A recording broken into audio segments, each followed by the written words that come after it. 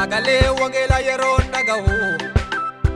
nagahu keessi koon boqotaa afaan koo naaf tahee iddoo koo bu'ee ofiinaaf dubbata. Sagalee wangeela yeroo nagahu keessi koon boqotaa afaan koo naaf tahee iddoo koo bu'ee ofiinaaf dubbata. Yeroo lallabamu abidda boba'aa yeroo lallabamu du'a boolla ka'a yeroo lallabamu injiru jiraata baaganii tamanee innanaaf furmaata. Yeroo lallabamu abidda boba'a yeroo lallabamu du'a boolla ka'a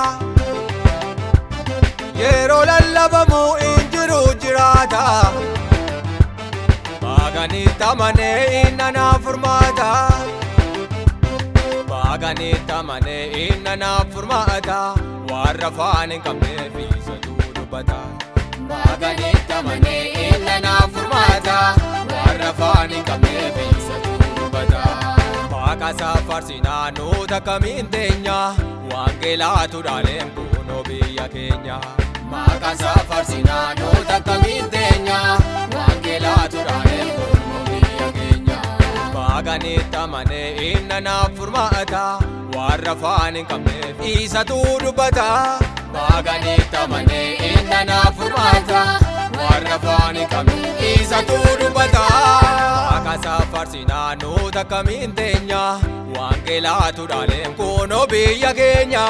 Waaqasaa faarsinaa nuti akkamiin teenya wangeelaatu dhaaleen kunoo biyya keenya.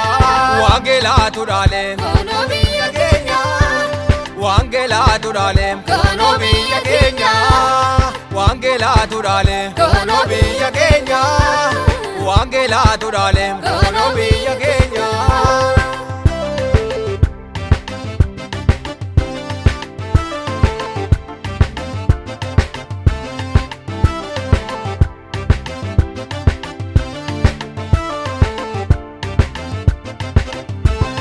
Indiyyuu abidda isa ta'ee abidda isa nyaatu beekumsa qabaatee anjabaa kan jedhu dura isaan dhaabatu. Humna isaa argeera jaarraa koo kanatti naatti lallabame biyyi sittiin bulaa kitaabota keessaa seerri isaan baafame.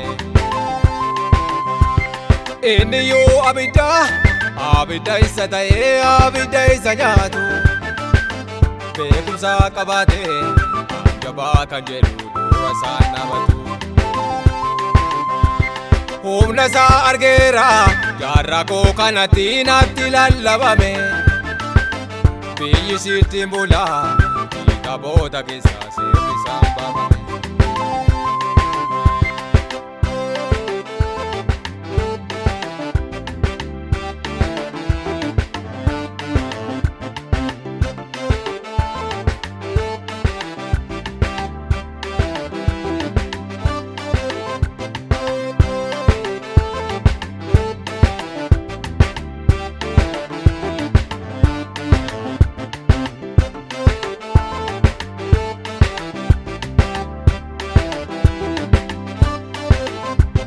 Maaliifan callisan labsa malee miila koo satii kee abaarsa koo sana kan sanyiin dhufee isa narra dhiibe.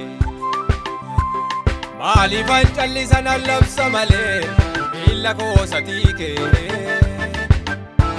abaarsa koo sana kan sanyiin dhufee isa narra dhiibe. Inni wangeela Boobosiin qajeelcha naafasiin diriirsa. Inni wangeela jaama'ii jabanee duudhaa dhageessisa. Inni wangeela erga nuu dhufee biyyatu misoome. Inni wangeela maqaasaa amanee hiyyeessaa duroome. Inni wangeela Boobosiin qajeelcha naafasiin diriirsa. Inni wangeela jaama'ii jabanee duudhaa dhageessisa. Inni wangeela erga nuu dhufee biyyatu misoome. Inni wangeela maqaasaa amanee hiyyeessaa duroome.